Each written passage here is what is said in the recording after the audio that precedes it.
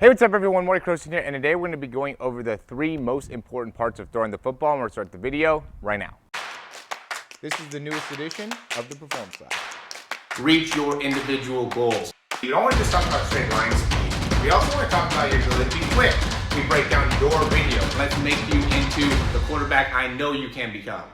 All right, so I'm going to really try to slow it down here and give you the best content that I possibly can in terms of being able to give you a great understanding of, the 3 things that are going to end up making it so you can actually be a sustainable quarterback, right? A good quarterback, somebody who has good mechanics or, is able to consistently throw the ball over 40, 50 yards, depending on your age, okay? And so the 3 main things, or the 3 main parts we have to be able to understand is going to be the load, right? That first kind of beginning. So we want to be able to give you some things to be able to help you with that. So I'm going to go over drills. I'm going to go over what's going to be the correct things to do there. Then we're going to also go through the weight shift, right? So the ability to shift our weight from the back foot onto the front foot, okay? And then it's going to be the wrist flick and being able to have a good quality finish there.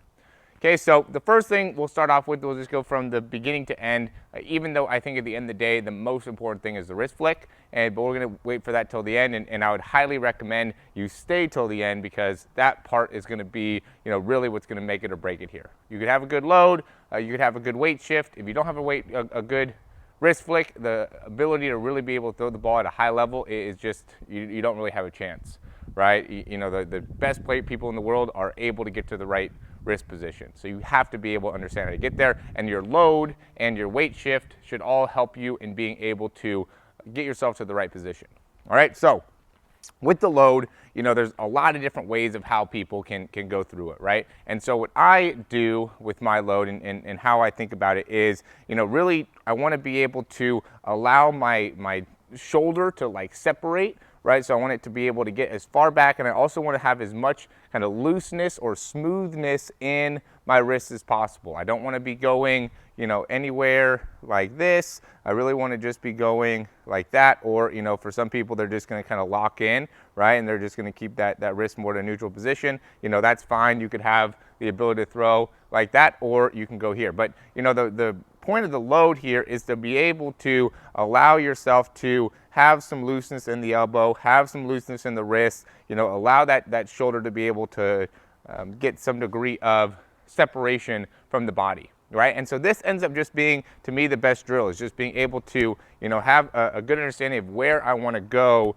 from that first position, and then from there be able to feel what that transition is going to be like, and where do I want to be? Do I want to be, if I'm trying to get better at throwing off to the side, that's the new thing right now on Instagram is, oh yeah, we got to be, doing all these different side angle things. It's really not that special, right? It just, makes it all look good, right? They're trying to make it so you do all these, crazy things. I don't know if college coaches like it or not. To me, it's irrelevant, right? I feel like that's probably how it is for, elite coaches as well. It looks good, but it's probably irrelevant. It doesn't really matter, if you are able to do all these different crazy throws, right? The end of the day, it's what's your velocity like and what's your distance like? So, if you don't have those, then it doesn't really matter, okay?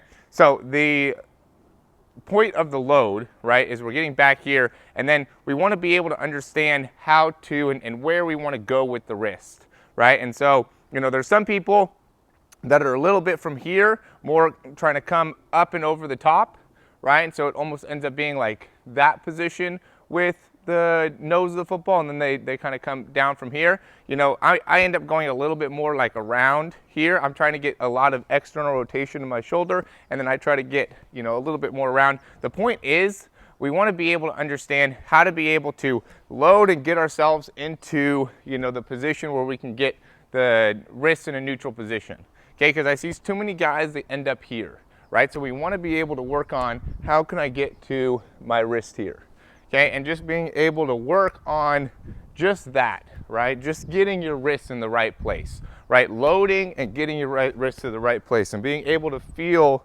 what that feels like, okay? That's going to be the drill.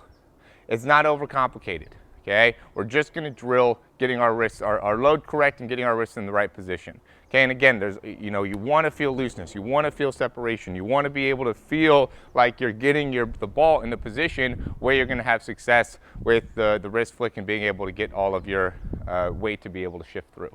Okay, and then we'll go and transition into the weight shift. Okay, so with the weight shift, what ends up being important is, you know, there wants to be a point, we've talked about this recently, where it's like all of our weight is in that back leg. Right, so here, you know, whatever you're doing, you're in the pocket, you know, you're having to move side to side, you know, whatever the case may be, you're hitching, you're a 3-step drop, there wants to be a point where you have all of your weight in that back leg, right, and then from that, the initial action of when we have all of our weight, right, so our weight's moving this way, in order for all of our weight to be, you know, moving on our back leg, we want it to be this movement. We don't want it to be too much of this movement. You know, if we're throwing the ball deep, we could have this and this, right? But especially if we're trying to throw the ball like 20, 25 yards, or warming up, whatever, we don't want to have too much of this, right? We want to have weight shift, right? So that wants to be more of how we're going to be able to shift our weight onto our back leg.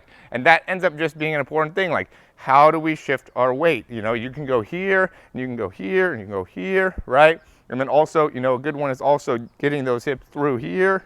Okay, so like just understanding how to move your hips, how to make it so you can get full action through there. So then you at least know what it feels like, right? I think that at the end of the day, like there's too much separation between what it is that you're doing and what it is that you think you're doing. Okay, so in order to understand what it actually feels like, you got to be able to, or actually do it, you got to understand what it's going to feel like, you know, before you actually go through the throw, right? So practice some of this stuff, right? If you're just sitting down right now, stand up, start practicing, start doing something, you know, get a little active here.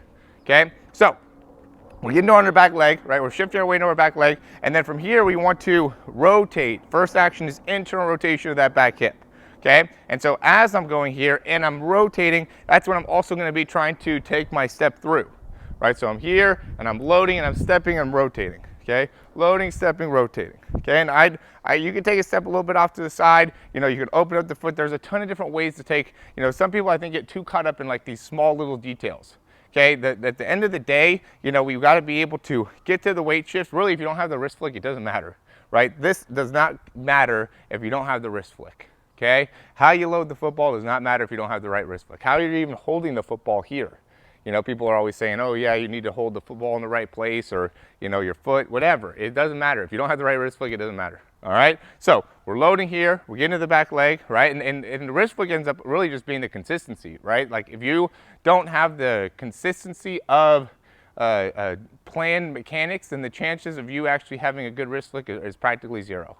Okay, so you have to be able to understand how you're going to go through the motion to make it so then you could have your wrists in the right position and be able to do that as, you know, consistently as you possibly can.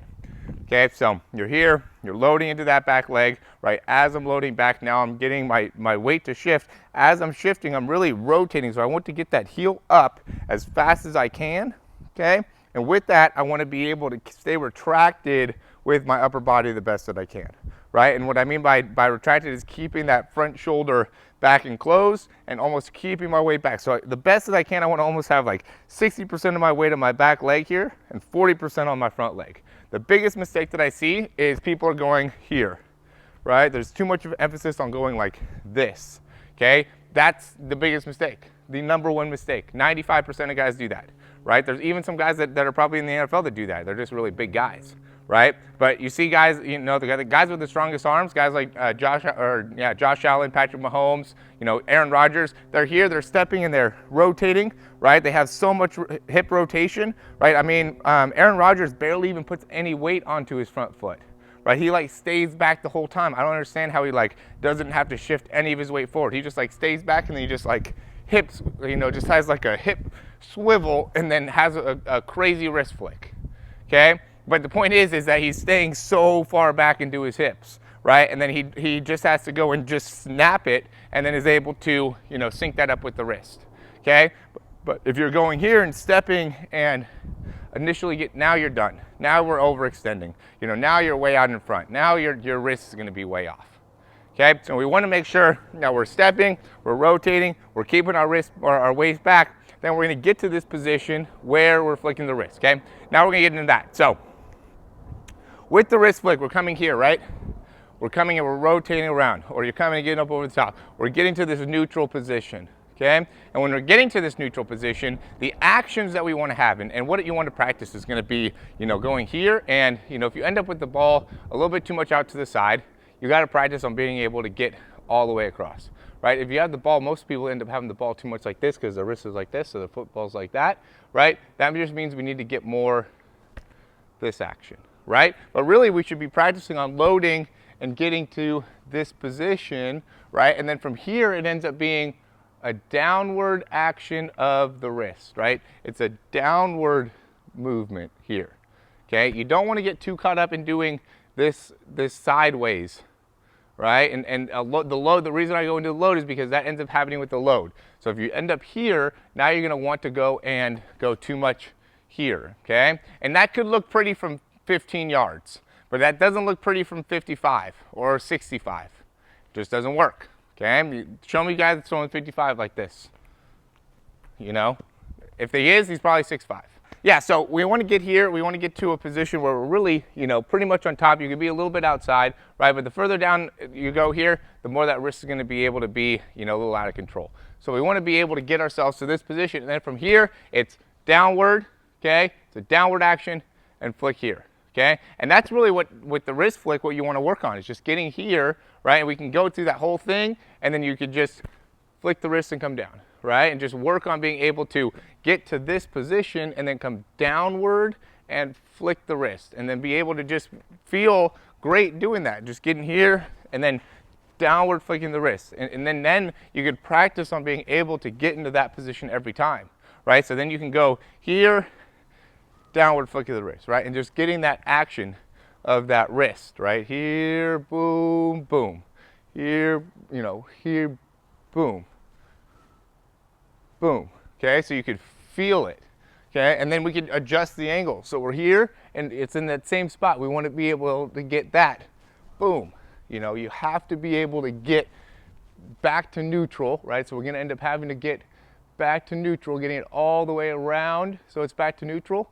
Okay, we can't be lackadaisical in that wrist action. It has to be all the way through here and as fast as you can. And then as soon as you get there, now you got to start pulling it down and rotating through. Okay, and that ends up being, the main part of the wrist is you have to be able to get the wrist all the way around, and then being able to push downwards on the pinky and then finish through with the throw. Okay, and that's why the breakdowns are important. Right, that's where, to me, you can't beat the value of what I'm going to be able to provide with the breakdowns, with the information, really being able to slow it down and make it so you could really see it and really understand it. That's why I'm constantly pushing the Throw 60, program and the, hopping on a Zoom and being able to, give you the opportunity to improve your throwing velocity and your and I know we're getting closer to the season, and I'm sure you guys are thinking, oh yeah, I'll be able to get a little bit more distance, a little bit more, velocity, a little bit more, whatever, throwing power. And, if you're not getting over 55, if you're not getting to that 60-yard range, then you have a problem. You're in a bad situation. You're not going to, even with this program and what the focus on throwing 60 is doing is making it so guys that are going to get to the next level are going to be guys that could at least throw the ball 60 yards. That's going to be the standards. Like, you have to be able to throw the ball 60 yards to be able to play, at even, Division II, Division III. It's not even at Division I, they're already throwing the ball 60 yards. So if you throw the ball 50 yards right now and you think that you're going to be able to beat them with timing or something like that, you're 6 foot and you think you're going to be able to do something, or that people are going to be impressed with your velocity because you're 6'1" or 6'2" and throw the ball 45 yards, it's just not going to be the situation, right? And so eventually you're going to have to look yourself in the mirror and decide, like, do I really want to pursue, something that's going to allow me to get to the position that I'm trying to get to, right? To allow me to be able to really accomplish the goals that I want to get to, right? And then, there has to be an investment. There has to be some type of commitment. There has to be something that's going to make it so you're going to be, put in that position to actually improve. And so, if you're watching this still, I really hope that you've either already done a breakdown, already joined a program, already done something with me here, or after this sign up, or decide to get going. I mean, it is me, right? It's me that is going and working with you guys, and this isn't a crazy expensive program, right? Like, I probably should make it $2,500 based off of what the value is, right? I should probably make it more. I should probably make it like 10 grand, to be honest with you, just because it's going to help you get a scholarship. So, I mean, how valuable is a scholarship? I should probably go and look more into that. So, yeah, I mean, for right now, it's not really about that. To me, it's really more about how many quarterbacks can I help. The financial side is going to be able to take care of itself as I can continue to help more guys. So, I'm not as concerned with that. I want to make it so it's a price point that gets a little bit uncomfortable for people. So then there's a level of commitment to it. But at the same time, I want to make it so a lot of people can join. I want to make it so people can actually have access to it. So it's stuck in between both there. And at the end of the day, I don't think that this is something that is even close to the value of what you're going to actually be getting.